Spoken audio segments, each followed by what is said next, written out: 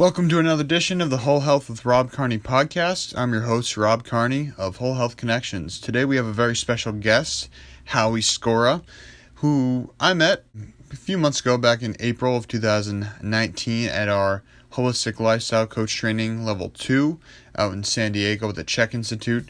And since then, Howie and I have stayed in touch. We met out when I was in LA at a conference a few weeks ago here.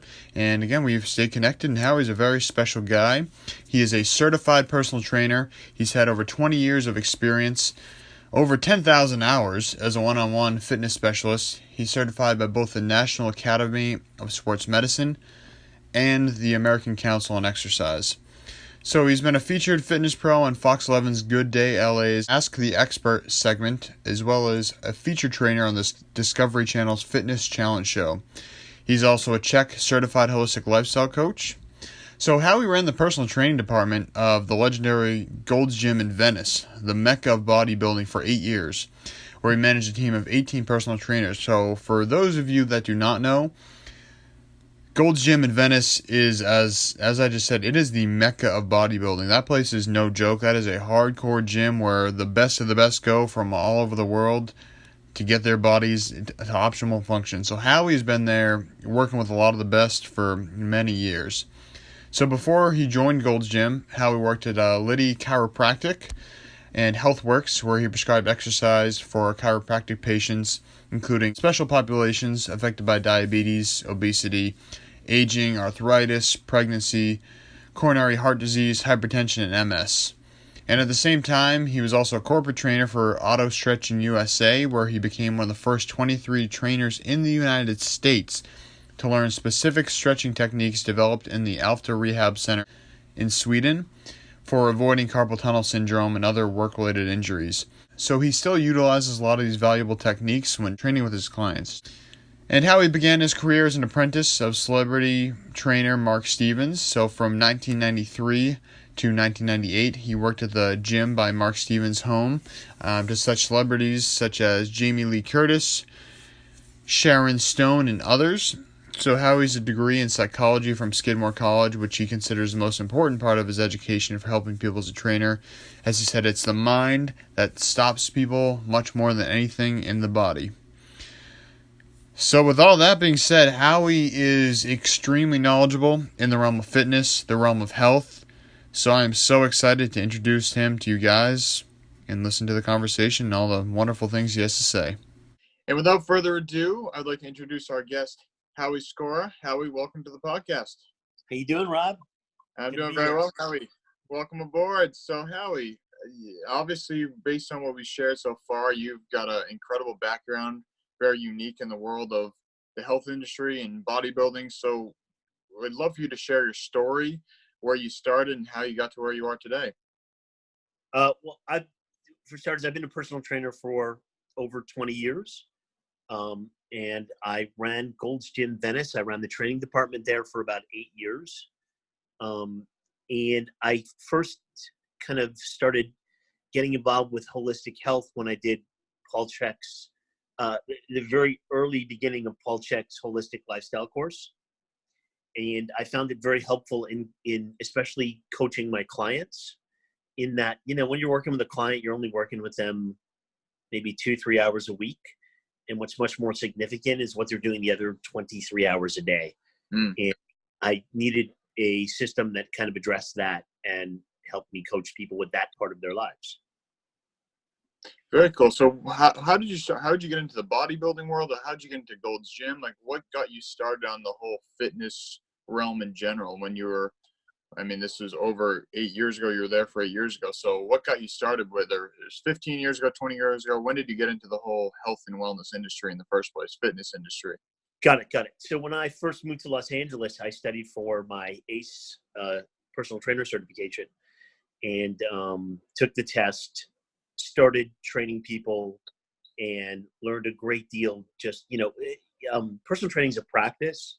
So when I first started, I was making mistakes and learning things the hard way.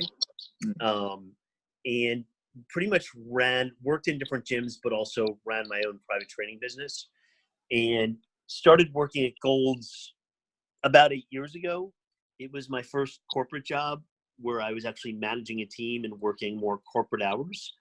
And it was an amazing learning experience. And that's where I got into bodybuilding was I started working with Big Will Harris. I started training with him. And he became my bodybuilding coach, and I decided to do a bodybuilding show. It was on my bucket list, and it was something I always wanted to do. And it was a really intense, probably year and a half preparation to do the show. Very cool. So when you moved out to LA, where were you coming from, and what made you want to make the move to the West Coast? I was moving from New York. I had actually worked in my family furniture business, and I had hired a guy in Queens, New York, as a personal trainer once a week. He's a former Mr. USA. And I looked forward so much to that 1 hour a week. And when you're at that age, and I was in my late 20s, when I was like, what do I really want to do for a job? I realized that 1 hour was the hour I looked most forward to. And I kind of realized that would be something I'd want to do as a job. And that's how I first got involved with personal training. Yeah, go ahead, I'm sorry.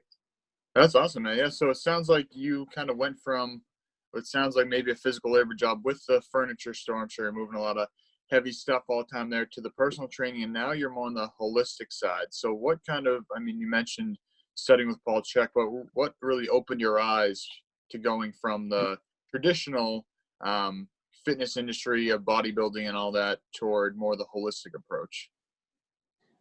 Gotcha. So after I did, well, I want to start off by saying, the person I am in terms of a coach now is very different than the person I was 10 years ago.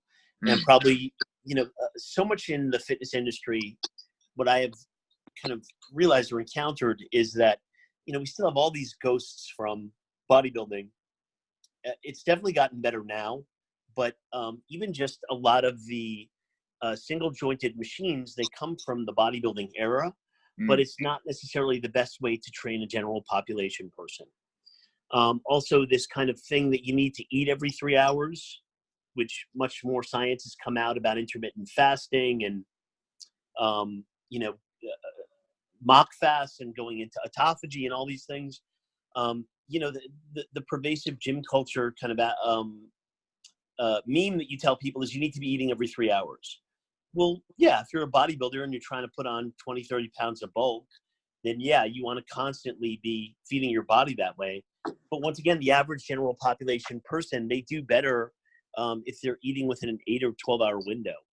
So that the transformation in terms of coaching people is realizing that, the average person who just wants to look good and feel good and doesn't necessarily want to put on 20 to 30 pounds of bulk is a very different, you approach that a very different way and in a much more holistic way in terms of integrating their lifestyle with what's going to be, best for their training and when they're not training the program. Awesome. Yeah. So I know that you are a very big proponent of intermittent fasting. How long have you been doing that for? And what have you found to be the window of fasting, whether you're fasting for 12 hours, 16 hours, 18, how long do you typically fast for? Do you do it daily, weekly? And what have you found with your clients has been the most effective for them? Well, it's interesting. I'm a big fan of Dr. Rhonda Patrick. And she talks about a 12-hour window on the Joe Rogan podcast. She's said different things about whether or not you should have coffee, but since I'm a big coffee drinker, I just say, as long as you keep the coffee within a 12-hour window, you're fine. So with my own personal experience and with my clients, I usually tell people to start with a 12-hour window.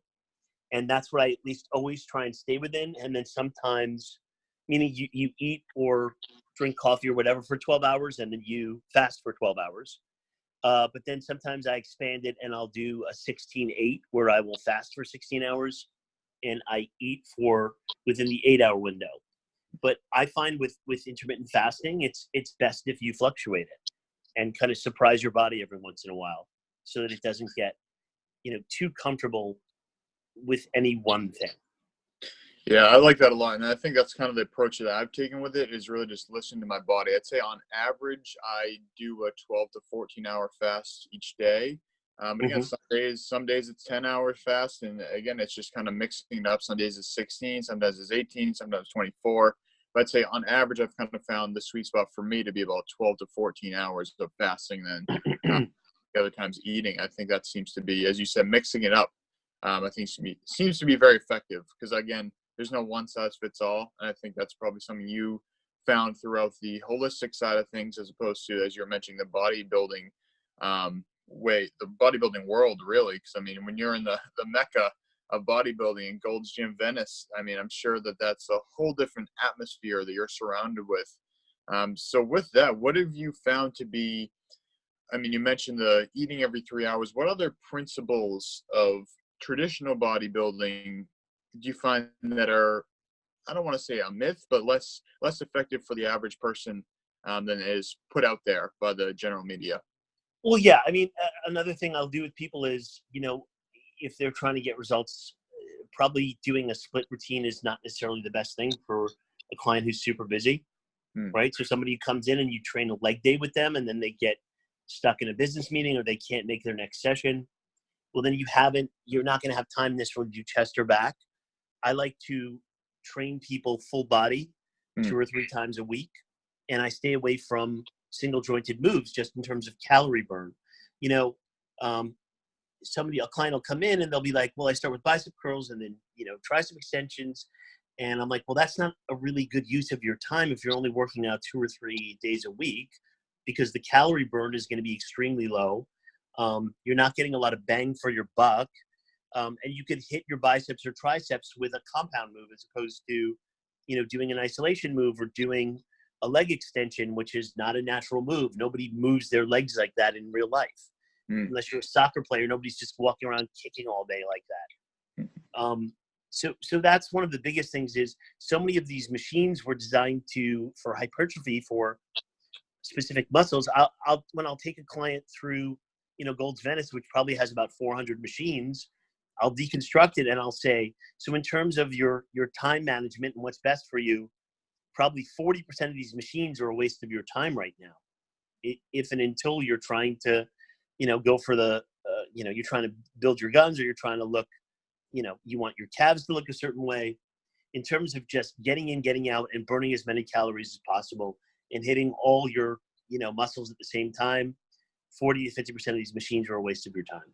And I mean, you know what I mean? You'll see people who've been doing the same machine for, years and years and years, and they never change their physique, but they just get in the habit of, that's their ritual. And God forbid you take that machine away, those people, they flip out, because it messes with their, daily ritual of what they think their workout should or is.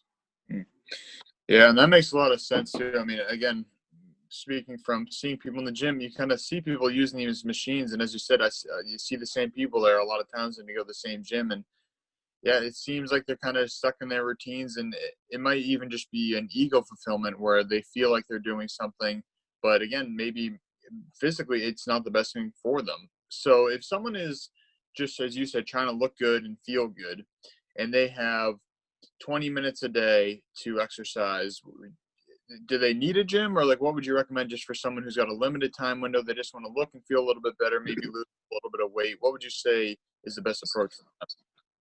So I'm a big fan of HIIT training now. So what I would tell that person is, rather than doing, 40 minutes of steady state cardio, I would tell them to do high intensity interval training, where they get their heart rate up for about, 20 to 30 seconds, and do about 7 or 8 rounds of that within a 20-minute time period.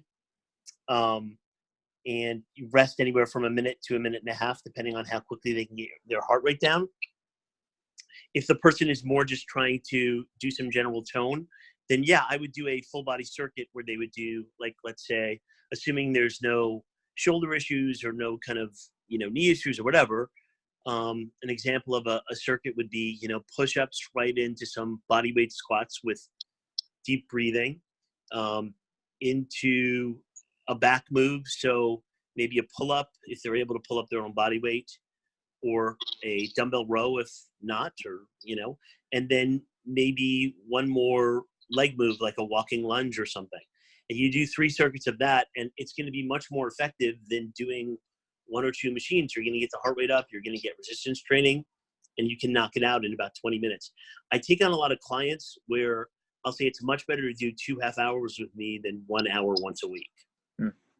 Yeah, that makes sense too. And again, I think it's that consistency factor, which I've definitely found to be the biggest attribute. Because I mean, there's times where, again, my ego would get me where I try to just do more weight, but then I'm sore for 5 days and I'll work out for 5 days. So it sounds like your approach is more about being consistent than trying to kill yourself and trying to do all these heavy weights and trying to go for that bodybuilding mentality, which is not meant for most people, myself included. I've learned the hard way through injury, so that's not an effective route for me. So let's flip to the other side here. So you do the exercise, you've got your yang activity, your exertion, you're breaking the body down. How do you build your body back up? So you've done all this exercise. What do you do in terms of recovery? I know you're a big proponent of Tai Chi. What do you do for recovery movement in terms of after the workout's done? Do you have them stretch, do some Tai Chi? What is the movements that you typically recommend for people after a workout? Got it. So, and once again, I want to be really clear. So if somebody wants to do bodybuilding or they want to do hypertrophy training, I'm certainly not saying there's anything wrong with that. I'm just saying the most general population people, they want their body fat down to a certain level. And if they put on a little muscle, great, but they're not trying to look huge. In terms of getting people to do Tai Chi, a lot of people find that too woo-woo. So I have to see where their head is at, if they're open to it. In terms of the most important things that I tell a client are just they need to sleep, they need to eat properly, especially right after the workout. And they need to manage their stress level, because during exercise, you're actually breaking down the muscle tissue. You're actually putting the body under stress. You're breaking down the muscle tissue. So if they don't rest, they don't sleep, they don't eat properly, then all they've done is damage their muscle tissue a little bit. And they may not see the benefits that nobody grows muscle while they're working out. It's only when they're resting and sleeping. In terms of the Tai Chi or any kind of relaxation activity, whatever it is, because as you know, when we did the CHEK course, any kind of repetitive movement that kind of puts you into a trance-like state will help ease your mind and your body. I may prescribe that to people, or I will sneak it in. I can sneak that in with breathing squats. I can sneak it in with various kind of repetitive moves during the workout to try and relax them. Very cool. Yeah. So what is again, I know that you do Tai Chi yourself. What does your daily routine look like in terms of when you're your best, you're feeling your best, you're most what do you do? Do you have a morning routine? Do you have an evening routine? What does your optimized day look like? Sometimes I have to get up super early, like 5 a.m. So I'm not going to wake up at 4:30 and meditate for 20 minutes. That's just not me. I take a Tai Chi class a couple of times a week. I'm also, one of the biggest things I've changed is I try and do sauna anywhere from 2 to 4 times a week for a 20 to 40 minute session. I usually do 2 20-minute sessions of sauna. And I have found that has, first of all, it helps significantly with mood. It also, your body responds to it the same almost as cardiovascular exercise. Once again, I'm stealing this from Rhonda Patrick, but there was a 30-year study done, I believe, in Sweden that showed that men who used the sauna over age 50 2 times a week saw a 25% decrease in all-cause mortality. Wow. And men who use the sauna 4 times a week, 50% decrease in all-cause, meaning all kinds of disease, heart disease, cancer, significant reductions just from doing the sauna. It has to do with how your body creates heat shock proteins and the shock it goes into from the heat. And I kind of always instinctually loved the sauna, but to actually find out it's actually doing some good things for you, that's been a game changer for me. Yeah, that's great. It's something too that I definitely try to utilize as much as I can is the sauna, because as you said, I feel better, just physically better, mentally better, emotionally better. after I go to the sauna, and it's something too. It's interesting. I had a rash on my skin at one point, about a year or so ago. I went to the sauna 3 times, sweat everything out. It has not come back since. So I don't know. I think it was some sort of maybe a fungal thing, and I overheated the body, sweat out all the toxins, and it's been completely gone ever since. And the stories I've heard from people who do the saunas, obviously from you and others, it's incredible. And again, it's a way to detox the body that I personally believe we don't sweat enough in our day-to-day existence. That obviously perspiration is a huge detoxification method for our bodies.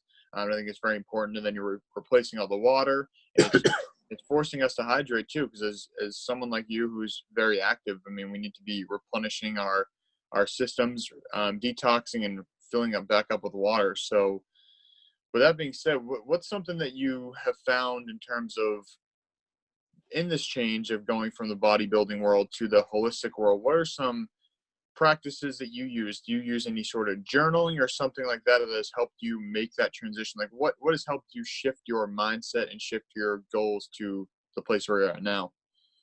I do journal sometimes, absolutely, just to kind of, deal with my feelings, deal with what's going on. Some of the other things I do, I've actually been getting into ice baths, which is kind of the opposite of sauna. I don't have an ice bath, but our mutual friend, Troy Casey, he has a friend who has one, and I've done a couple that way. And even more extreme than the sauna, I felt such euphoria after the ice bath. It's been really, really interesting.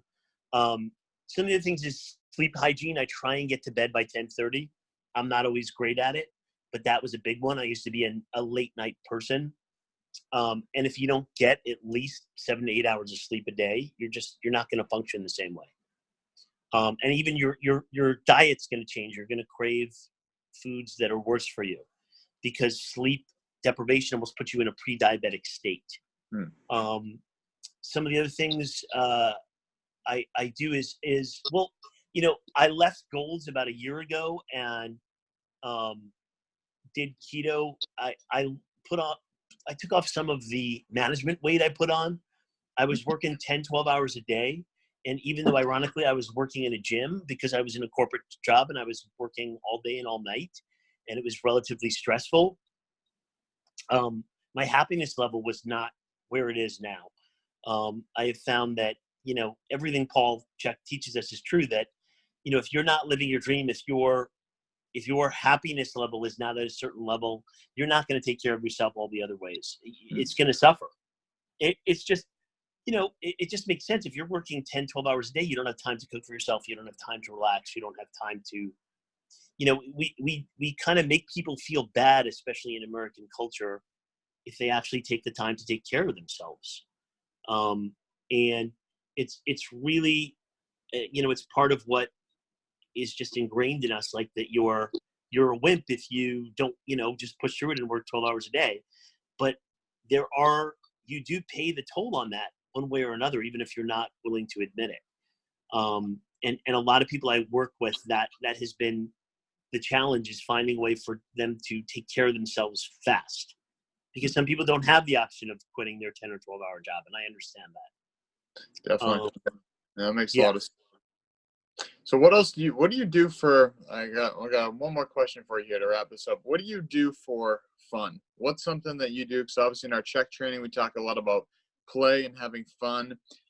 What's something that you've been doing recently that you just do, again, to not be working all the time, to just kind of take that time to yourself to make yourself happy? What do you do for fun these days? So I usually am very clean with my diet, but one of the things that I like to do is I like to go out with friends and drink, or I've been getting much more involved in different communal things. In Venice, I've been going to this Man Tribe thing that Troy Casey runs. That's been really, really significant. I mean, for me, the thing is just bonding with people. And that's, if you look at the, I think it's called Blue Zones, people who live to 100. It's not just what they eat, and it's not just, how they take care of themselves. It's also that they have deep social connections.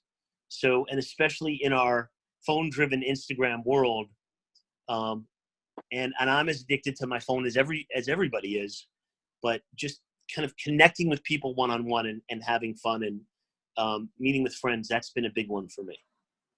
That's awesome. Yeah, I think that I've been talking with other people lately just about the community aspect and how important that is, and how we've kind of lost that tribal community where we're coming together and really just coming together just to enjoy each other's company, to eat good food, to hang out, to maybe have a drink or two, as you mentioned, and just do things that make us happy, bring people together, and just have that connection that, as you said, it's great that we can have this connection with the internet. We can talk to each other from across the country. We can do all these amazing things. But at the end of the day, it's not quite the same as being in person with each other.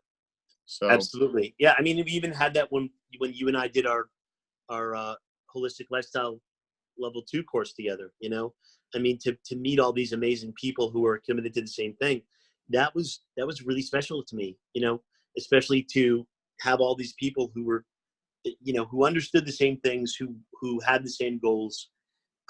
There's a shorthand there that's really, really refreshing, like, as opposed to trying to explain to people what you know, that you should care about taking care of yourself. Definitely.